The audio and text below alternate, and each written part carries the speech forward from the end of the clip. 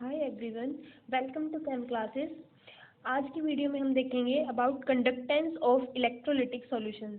Electrolytic solutions की conductance क्या होती है, कौन कौन से फैक्टर्स पे डिपेंड करती है, तो वो चीज़ हम आज स्टडी करेंगे। तो देखो, हमें पता है जो सब्सटेंस है उनको बेसिकली 3 कैटेगरीज में डिवाइड किया गया है: कंडक्टर्स, सेमीकंडक्टर्स और इंसुलेटर्स। कंडक्टर्स क्या होते हैं?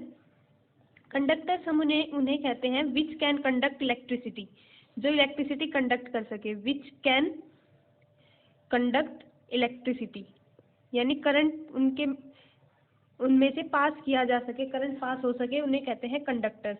फिर इंसुलेटर्स किन्हें कहते हैं? Which do not conduct electricity. Insulators होते हैं विच कैन नॉट या which do not conduct electricity, जो इलेक्ट्रिसिटी बिल्कुल कंडक्ट नहीं करते, which do not conduct electricity. और फिर सेमी कंडक्टर्स वो होते हैं जो इन दोनों के बीच में लाई करते हैं, जिनकी कंडक्टिविटी कंडक्टर से तो कम होती है लेकिन इंसुलेटर से ज़्यादा होती है, उन्हें कहते हैं सेमी कंडक्टर्स। तो हम उसमें नहीं जाएंगे अभी, हमें सिर्फ पढ़ना है कंडक्टेंस ऑफ इलेक्ट्रोलिटिक सॉल्यूशन कि वो क्या होता है। देखो, कंडक्टर्स बेसिकली दो तरह के होते हैं। कंडक्टर्स यानी वे सब्सटेंस जो इलेक्ट्रिसिटी कंडक्ट कर सके, तो उन्हें दो तरह से डिवाइड किया गया है। एक होता है मेटेलिक कंडक्टर, मेटेलिक कंडक्टर, और सेकंड वन होता है इलेक्ट्रोलिटिक कंडक्टर, इलेक्ट्रोलिटिक कंडक्टर। और इलेक्ट्रोलिटिक कंडक्टर को ही इलेक्ट्रोलाइट्स भी बोलते हैं, इलेक्ट्रोलाइट्स। तो दो तरह के कंडक्टर्स होते हैं, मेटालिक कंडक्टर और इलेक्ट्रोलिटिक कंडक्टर। इनका बेसिकली डिफरेंस क्या है? बेसिक डिफरेंस ये है कि जो मेटालिक कंडक्टर है ये इलेक्ट्रिसिटी कंडक्ट करते हैं विदाउट डिकम्पोजिशन, इनमें किसी भी तरह का डिकम्पोजिशन नहीं होता। इसमें लिखेंगे दे कंडक्ट इलेक्ट्रिसिटी, दे कंडक्ट इलेक्ट्रिसिटी विदाउट डिकम्पोजिशन, यानी सब्सटेंस में, मैटर में किसी भी तरह का डिकम्पोजिशन नहीं होता, किसी भी तरह का ब्रेकडाउन नहीं होता। ठीक है, इलेक्ट्रिसिटी कंडक्ट करने के लिए दे कंडक्ट इलेक्ट्रिसिटी विदाउट डिकम्पोजिशन। और इलेक्ट्रोलिटिक कंडक्टर्स क्या होता है? दे अंडरगो डिकम्पोजिशन, इनमें डिकम्पोजिशन हो जाता है जब इनमें से करंट पास किया जाता है। They undergo decomposition when current is pass through them, current is passed through them. जब इनमें से करंट पास किया जाता है थ्रू देम, जब इनमें से करंट पास किया जाता है तो ये डिकम्पोज हो जाते हैं। ठीक है, इनमें ये ब्रेक डाउन हो जाता है। तो ये तो है इनका बेसिक डिफरेंस। इसके एग्जांपल क्या? मेटालिक कंडक्टर्स के जितने भी मेटल्स हैं वो इलेक्ट्रिसिटी कंडक्ट करते हैं। ग्रेफाइट है, ग्रेफाइट है तो नॉन मेटल, लेकिन ये भी इलेक्ट्रिसिटी कंडक्ट करता है। ये हम चैप्टर 1 में, सॉलिड स्टेट वाले चैप्टर में इसके बारे में अच्छे से पढ़ चुके हैं कि ग्रेफाइट क्यों इलेक्ट्रिसिटी कंडक्ट करता है। फिर कुछ मिनरल्स होते हैं जो इलेक्ट्रिसिटी कंडक्ट करते हैं। इनमें इलेक्ट्रिसिटी कंडक्ट करने का मेन रीजन क्या है? इसमें फ्री इलेक्ट्रॉन्स होते हैं, फ्री इलेक्ट्रॉन्स होते हैं, और उन इलेक्ट्रॉन्स की मूवमेंट की वजह से ही इलेक्ट्रिसिटी कंडक्ट होती है। और इसमें क्या है, इसके एग्जांपल लिखेंगे हम। सॉल्यूशंस होते हैं, किनके? सॉल्यूशंस ऑफ एसिड्स के सॉल्यूशन, बेसिस के सॉल्यूशन, या फिर कुछ सॉल्ट्स के सॉल्यूशन। ये इलेक्ट्रिसिटी कंडक्ट करते हैं, ये सॉल्यूशन फॉर्म में होते हैं, या फिर मोल्टन सॉल्ट्स, फ्यूज्ड या फिर मोल्टन सॉल्ट्स है, वो भी इलेक्ट्रिसिटी कंडक्ट करते हैं। इसमें इलेक्ट्रिसिटी कंडक्ट करने का मेन रीजन क्या है? इनमें आयंस की मूवमेंट होती है। आयंस होते हैं, जब भी एसिड, बेस या सॉल्ट को वाटर में डाला जाता है, मतलब इनके सॉल्यूशन फॉर्म की जाती है, तो वो आयंस से ब्रेक डाउन हो जाते हैं और उन आयंस की मूवमेंट की वजह से इलेक्ट्रिसिटी कंडक्ट करते हैं। मोल्टन साल्ट्स में भी जो सॉल्ट्स है वो आयंस के फॉर्म में ब्रेक डाउन हो जाते हैं और इलेक्ट्रिसिटी कंडक्ट करते हैं। अब जो फर्दर ये इलेक्ट्रोलाइट्स है यानी इलेक्ट्रोलिटिक कंडक्टर्स है, वो भी दो तरह के होते हैं। इनको भी दो पार्ट्स में डिवाइड किया गया है। एक होते हैं स्ट्रॉन्ग इलेक्ट्रोलाइट, स्ट्रॉन्ग इलेक्ट्रोलाइट, और दूसरा होता है weak electrolyte, weak electrolyte. Strong electrolyte क्या होते हैं? स्ट्रॉन्ग इलेक्ट्रोलाइट होते हैं विच अंडरगो कंप्लीट डिसोसिएशन, जब इनकी सॉल्यूशन फॉर्म की जाती है या फिर मोल्टन फॉर्म में, ये कंप्लीटली डिसोशिएट हो जाते हैं, अंडरगो कंप्लीट डिसोसिएशन। और वीक इलेक्ट्रोलाइट के केस में क्या होता है? पार्शियली डिसोसिएशन होता है, पार्शियल डिसोसिएशन, यानी कंप्लीट डिसोसिएशन नहीं होता। यानी हम ये कह सकते हैं इनमें लो डिग्री ऑफ डिसोसिएशन होता है, इसका जो डिग्री ऑफ डिसोसिएशन है वो कम होता है, लो डिग्री ऑफ डिसोसिएशन। तो ये हो गया स्ट्रॉन्ग इलेक्ट्रोलाइट, वीक इलेक्ट्रोलाइट। इनके एग्जाम्पल देख लेते हैं। स्ट्रॉन्ग इलेक्ट्रोलाइट के एग्जाम्पल है स्ट्रॉन्ग एसिड्स, जितने भी स्ट्रॉन्ग एसिड्स हैं उनका सॉल्यूशन। स्ट्रॉन्ग एसिड जैसे hydrochloric acid, nitric acid, sulphuric acid, ये कुछ स्ट्रॉन्ग एसिड्स हैं। इनके जो सॉल्यूशन होते हैं वो स्ट्रॉन्ग इलेक्ट्रोलाइट्स होते हैं। ऐसे ही स्ट्रॉन्ग बेसिस होते हैं, strong base like NaOH, potassium hydroxide, sodium hydroxide, ये कुछ एग्जाम्पल है जो स्ट्रॉन्ग इलेक्ट्रोलाइट के एग्जाम्पल है। ऐसे ही कुछ सॉल्ट्स होते हैं जो कम्प्लीटली डिसोसिएट हो जाते हैं जब इनको सॉल्यूशन फॉर्म में लिया जाता है या फिर मोल्टन फॉर्म में लिया जाता है। तो एग्जाम्पल है सोडियम क्लोराइड, कॉपर सल्फेट, ये कुछ एग्जाम्पल है जो मतलब ये कुछ एग्जाम्पल है स्ट्रॉन्ग इलेक्ट्रोलाइट के, जिनमें कंप्लीट डिसोसिएशन हो जाता है और इनकी जो इलेक्ट्रिसिटी कंडक्टेंस है, मतलब इलेक्ट्रिसिटी कंडक्ट करते हैं टू अ लार्ज एक्सटेंट, इनकी कंडक्टेंस बहुत हाई होती है। हम ये कह सकते हैं इनकी हाई कंडक्टेंस होती है। It means they conduct electricity to large extent, इनकी जो कंडक्टेंस होती है वो बहुत हाई होती है। वीक इलेक्ट्रोलाइट के एग्जाम्पल देखें तो इसके एग्जाम्पल हो जाएंगे, इसके स्ट्रॉन्ग एसिड जो वीक एसिड्स होते हैं, यानी जो कम्प्लीटली डिसोसिएट नहीं होते, like acetic acid, carbonic acid, phosphoric acid, ये कुछ एग्जाम्पल है जो कम्प्लीटली डिसोशिएट नहीं होते जब इनकी सॉल्यूशन फॉर्म या मोल्टन फॉर्म ली जाती है, तो इन्हें कहते हैं वीक इलेक्ट्रोलाइट, वीक एसिड। और एग्जाम्पल है वीक बेस, वीक बेस में आ जाता है हमारा ammonium hydroxide, aluminium hydroxide, calcium hydroxide, ये भी इसके एग्जाम्पल है। तो ये हो गए हमारे वीक इलेक्ट्रोलाइट्स, ये होते हैं स्ट्रॉन्ग इलेक्ट्रोलाइट्स। अगर सॉल्ट्स देखें तो जो सिल्वर के सॉल्ट्स होते हैं, सिल्वर क्लोराइड, सिल्वर ब्रोमाइड, ये भी वीक इलेक्ट्रोलाइट के ही एग्जाम्पल। इनमें कंप्लीट डिसोसिएशन नहीं होता और इनकी जो कंडक्टेंस है, वीक इलेक्ट्रोलाइट की जो कंडक्टेंस है वो स्मॉल होती है, वेरी लो कंडक्टेंस होती है, यानी they conduct electricity to a small extent. क्यों? क्योंकि इनमें जो आयंस है वो बहुत कम होते हैं, कंप्लीट डिसोसिएशन नहीं होता, तो आयंस कम बनेंगे तो वो कम इलेक्ट्रिसिटी कंडक्ट करते हैं। फिर नोट डाल के एक बात नोट करने की है कि कुछ ऐसे भी चीज होती हैं जो बिल्कुल आयंस में डिसोशिएट नहीं होती सॉल्यूशन की फॉर्म में, उन्हें हम कहते हैं नॉन इलेक्ट्रोलाइट। जैसे सॉल्यूशन ऑफ शुगर, शुगर का सॉल्यूशन, या फिर यूरिया, ये कुछ ऐसे एग्जाम्पल है जो नॉन इलेक्ट्रोलाइट्स होते हैं। नॉन इलेक्ट्रोलाइट यानी जो आयंस की फॉर्म में बिल्कुल भी डिसोशिएट नहीं होते, जब इनको सॉल्यूशन फॉर्म में लिया जाता है तो आयंस नहीं बनते, तो ये बिल्कुल भी इलेक्ट्रिसिटी कंडक्ट नहीं करते, इन्हें कहते हैं नॉन इलेक्ट्रोलाइट्स। तो ये हो गया हमारा बेसिक इंट्रोडक्शन कंडक्टर्स का। अब हम देखते हैं कि फैक्टर्स अफेक्टिंग इलेक्ट्रोलिटिक कंडक्टर्स, हमें बेसिकली यही पढ़ना है, इलेक्ट्रोलिटिक सॉल्यूशंस की कंडक्टेंस देखनी है।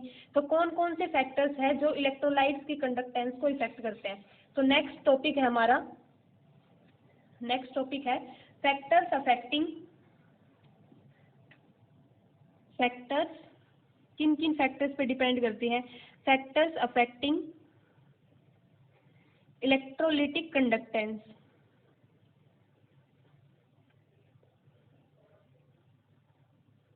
तो सबसे पहला तो जो हमने अभी पढ़ा है, पहला फैक्टर क्या है, nature of electrolyte. Nature of electrolyte, electrolyte के नेचर पे कैसे डिपेंड करती है। देखो अलग, अगर हमने इलेक्ट्रोलाइट लिया स्ट्रॉन्ग, स्ट्रॉन्ग इलेक्ट्रोलाइट लेंगे, स्ट्रॉन्ग इलेक्ट्रोलाइट लेंगे तो हाई कंडक्टेंस होगी, कंडक्टेंस ज़्यादा होगी। और अगर वीक इलेक्ट्रोलाइट लेंगे, अभी हमने इनके एग्जांपल देखे कि कौन से स्ट्रॉन्ग होते हैं कौन से वीक होते हैं, वीक इलेक्ट्रोलाइट लेंगे तो लो कंडक्टेंस होगी। तो इस तरह से जो कंडक्टेंस है वो डिपेंड करती है on the nature of electrolyte. ये हो गया पहला केस। सेकेंड केस है साइज ऑफ आयन, कि जो आयन फॉर्म में आयंस बने हैं उनका साइज कितना है, साइज ऑफ आयंस पे भी डिपेंड करते हैं। तो कैसे डिपेंड करते हैं कि जितना ज़्यादा साइज होगा कंडक्टेंस उतनी ही कम हो जाती है। हम लिखेंगे greater the size of ion, greater the size of ion, lower will be conductance। जितना ज़्यादा साइज होगा कंडक्टेंस उतनी ही कम हो जाएगी इलेक्ट्रोलाइट सॉल्यूशंस की। वो क्यों होता है, क्योंकि जो साइज, मान लो ये एक हमारा कटायन है, एक ये वाला कटायन है, ठीक है, एक का साइज छोटा है एक का बड़ा है। तो जैसे जैसे साइज बढ़ता है, साइज बढ़ता है तो सोल्वेशन इंक्रीज होता है। सोल्वेशन वर्ड का क्या मतलब है? Combination of ions with solvent molecule. जैसे मान लो वाटर ही हमारा सोलवेंट है, सोलवेंट की फॉर्म में हमने वाटर लिया है, तो वो सोल्वेशन बढ़ेगा, मतलब इन आयंस की combination with this solvent molecule वो इंक्रीज हो जाती है।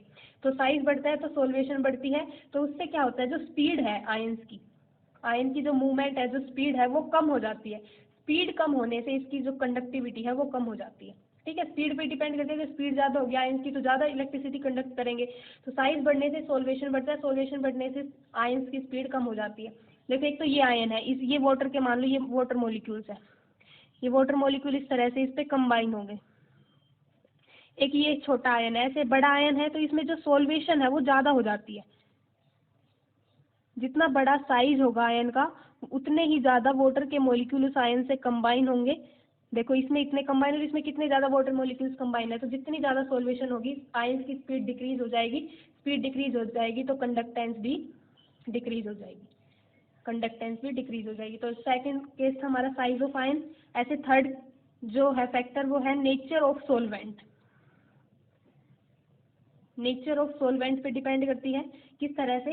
देखो सोलवेंट जितना ज़्यादा पोलर होगा, पोलैरिटी यानी सोलवेंट की पोलैरिटी जितनी ज़्यादा होगी कंडक्टेंस उतनी ही ज़्यादा हो जाती है, क्योंकि उतने ही ज़्यादा इलेक्ट्रोलाइट है वो आयंस में कन्वर्ट होते हैं। मतलब कि इलेक्ट्रोलाइट की जो डिसोसिएशन है यानी डिग्री ऑफ डिसोसिएशन इंक्रीज हो जाती है with increase in polarity of solvent.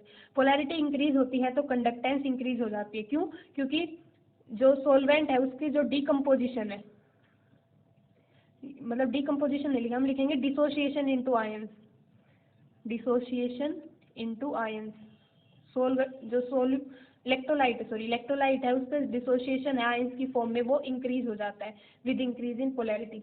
जो पोलर होगा यानी जिसमें पोलर है, positive negative, partially negative charge है, तो जितना ज़्यादा पोलर होगा वो उतने ही ज़्यादा आयंस फॉर्म करेगा इलेक्ट्रोलाइट में, तो उसकी कंडक्टेंस इंक्रीज हो जाएगी। ऐसे अगर ये तो पोलैरिटी बात होगी। अगर विस्कोसिटी देखें, सोलवेंट की विस्कोसिटी, विस्कोसिटी मतलब गाढ़ापन, अगर सोलवेंट ज़्यादा विस्कस होगा, उसकी जो गाढ़ापन है वो ज़्यादा होगा तो कंडक्टेंस कम हो जाएगी। इसके इन्वर्सली है ये, कंडक्टेंस इसमें कम हो जाएगी। क्यों? क्योंकि विस्कस है तो आयन की मूवमेंट में हिंड्रेंस होगी, आयन इजीली मूव नहीं कर पाएगा। जितना ज़्यादा विस्कस मीडियम होगा आयन की मूवमेंट में हिंड्रेंस होगी तो कंडक्टेंस हमारी कम हो जाएगी। तो ये हो गया हमारा नेचर ऑफ सोलवेंट। आगे बात करते हैं concentration of solution. Concentration of solution, solution की कंसंट्रेशन पे किस तरह से डिपेंड करती है? तो सॉल्यूशन की कंसंट्रेशन पे ये इन्वर्सली होता है। जैसे जैसे कंसंट्रेशन, सॉल्यूशन की कंसंट्रेशन यानी इलेक्ट्रोलाइट सॉल्यूशन है उनकी कंसंट्रेशन हम बढ़ाएंगे तो कंडक्टेंस कम हो जाएगी, कंडक्टेंस हमारी कम हो जाएगी। दोनों ही केसेस में, चाहे वो स्ट्रॉन्ग इलेक्ट्रोलाइट हो वीक इलेक्ट्रोलाइट हो, दोनों ही केसेस में कंडक्टेंस कम हो जाती है। और ये क्यों होती है ये हम इसके ऊपर एक पूरा टॉपिक होगा, जो अब एक वीडियो और आएगी उसके बाद जो वीडियो होगी उसमें हम ये सारी चीज़ डिटेल में पढ़ेंगे। तो ये टॉपिक हम वहाँ पे अच्छे से कवर करेंगे कि क्यों कंसंट्रेशन के इंक्रीज होने से कंडक्टेंस हमारी डिक्रीज होती है। या हम ये भी कह सकते हैं कि डाइल्यूशन के साथ कंडक्टेंस है इंक्रीज करती है, कंडक्टेंस इंक्रीजेज विद डाइल्यूशन। अगर हम जो इलेक्ट्रोलाइट है यानी इलेक्ट्रोलिटिक सॉल्यूशन है उनको डाइल्यूट करते जाएं तो कंडक्टेंस इंक्रीज हो जाती है, कंडक्टेंस इंक्रीज विद डाइल्यूशन। जितना ज़्यादा डाइल्यूट करते जाएंगे सॉल्यूशन को उतनी ज़्यादा कंडक्टेंस इंक्रीज होती जाएगी। तो ये टॉपिक हम, इसके ऊपर पूरा टॉपिक है वो हम नेक्स्ट आने वाली वीडियोस में कवर करेंगे, तब इसको अच्छे से समझेंगे। इसके ऊपर फिर लॉज भी है, डिबाई हक्कल लॉ, बहुत सारे, तो मतलब ये हम उसमें समझेंगे अच्छे से। नेक्स्ट हमारा है टेम्परेचर। टेम्परेचर पे किस तरह से डिपेंड करता है? देखो टेम्परेचर पे डायरेक्टली प्रोपोर्शनल होता है। जैसे जैसे हमारा टेम्परेचर बढ़ेगा तो क्या होगा, डिग्री ऑफ डिसोसिएशन बढ़ेगा, डिग्री ऑफ डिसोसिएशन ये भी बढ़ेगा। डिग्री ऑफ डिसोसिएशन बढ़ेगा तो कंडक्टेंस इंक्रीज हो जाएगी, यानी ज़्यादा आयंस बनेंगे तो कंडक्टेंस इंक्रीज हो जाएगी। देखो हमने जो फर्स्ट चैप्टर है सॉलिड स्टेट सॉरी, उसमें हमने पढ़ा था कि जो मेटालिक कंडक्टर्स है, ये तो थी इलेक्ट्रोलिटिक कंडक्टर्स की बात, लेकिन मेटालिक कंडक्टर में उल्टा होता है। मेटालिक कंडक्टर में टेम्परेचर के बढ़ने से उनकी कंडक्टेंस कम हो जाती है। वो क्यों होता है? क्योंकि कर्नल्स क्या है? Positive charge. मेटालिक कंडक्टर्स में क्या होते हैं? पॉजिटिव आयंस होते हैं और फ्री इलेक्ट्रॉन्स होते हैं, ऐसे होते हैं। तो इन पॉजिटिव आयंस को कर्नल्स बोलते हैं, ठीक है। तो ये कर्नल्स की वाइब्रेटिंग मोशन इंक्रीज हो जाता है, ये वाइब्रेट करने लग जाते हैं, दे स्टार्ट वाइब्रेट। तो इनके वाइब्रेशन की वजह से हिंड्रेंस होती है इन इलेक्ट्रॉन्स की मूवमेंट में। तो कर्नल्स वाइब्रेट करने लग जाते हैं, टेम्परेचर बढ़ाते हैं, तो इनमें काइनेटिक एनर्जी इनकी इंक्रीज हो जाती है। ये वाइब्रेट करने लगते हैं, वाइब्रेट करेंगे तो इलेक्ट्रॉन्स की मूवमेंट में हिंड्रेंस प्रोड्यूस होगी। तो इस इलेक्ट्रॉन का मूवमेंट अच्छे से नहीं होगी तो कंडक्टेंस कम हो जाएगी। तो मेटालिक के केस में टेम्परेचर के बढ़ने से कंडक्टेंस कम होती है, लेकिन इलेक्ट्रोलिटिक कंडक्टर्स में ऐसा कुछ नहीं होता। उसमें क्या है कि टेम्परेचर बढ़ेगा तो डिग्री ऑफ डिसोसिएशन बढ़ जाता है, तो डिग्री ऑफ डिसोसिएशन के इंक्रीज होने से हमारी कंडक्टेंस भी इंक्रीज हो जाती है। तो ये थे कुछ फैक्टर्स अफेक्टिंग इलेक्ट्रोलिटिक कंडक्टेंस। आगे हम करेंगे इलेक्ट्रिकल रेजिस्टेंस क्या होता है। नेक्स्ट हमारा टॉपिक है electrical resistance and conductance. Resistance से हम सब अच्छे से जानते हैं, रेजिस्टेंस क्या होता है? कोई भी सब्सटेंस की ऐसी प्रॉपर्टी कि वो करंट के फ्लो को रेजिस्ट करे, उसको रोके, तो उसे बोलते हैं resistance. Electrical resistance and conductance.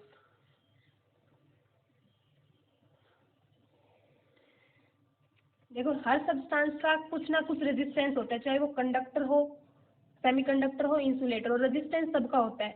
किसी का कम होता है, किसी का ज़्यादा होता है। जिसका रेजिस्टेंस जितना कम होगा उसकी जो कंडक्टेंस है वो उतनी बढ़ जाती है, यानी उतने ज़्यादा अमाउंट में। अगर मेटल्स की बात करें तो इलेक्ट्रॉन फ्लो करते हैं, अगर इलेक्ट्रोलाइट्स की बात करें तो उतने ज़्यादा आयंस फ्लो कर पाते हैं। तो रेजिस्टेंस के कम होने से कंडक्टेंस बढ़ती है, यानी रेजिस्टेंस को बढ़ाएंगे तो कंडक्टेंस कम होती है। तो अगर हम रेजिस्टेंस की बात करें, रेजिस्टेंस होता सभी सब्सटेंस के पास है, बस किसी में स्मॉल एक्सटेंट में होता है, किसी में ज़्यादा। तो रेजिस्टेंस क्या है? कंडक्टर्स का सबसे कम होता है, क्योंकि उनकी कंडक्टेंस ज़्यादा होती है तो इनका रेजिस्टेंस कम होता है। जो कंडक्टर्स है उनका रेजिस्टेंस सबसे कम होता है। फिर आते हैं सेमीकंडक्टर्स और उसके बाद आते हैं इंसुलेटर्स। इंसुलेटर्स का जो रेजिस्टेंस वैल्यू है वो बहुत ज़्यादा होती है, तभी वो करंट कंडक्ट नहीं कर सकते इंसुलेटर्स। तो कंडक्टर्स का रेजिस्टेंस सबसे कम होता है, फिर सेमीकंडक्टर, फिर इंसुलेटर्स। देखो, रेजिस्टेंस क्या होता है, उसमें हमने ये ओम्स लॉ में पढ़ा था, ये हम 10th क्लास से पढ़ते आ रहे हैं। ओम्स लॉ क्या होता है? ओम्स लॉ ये कहता है, अगर V वोल्टेज अप्लाई करे किसी भी सब्सटेंस में, V वोल्टेज अप्लाई करे, V वोल्टेज है और I करंट उसमें से फ्लो करे। I क्या है? करंट।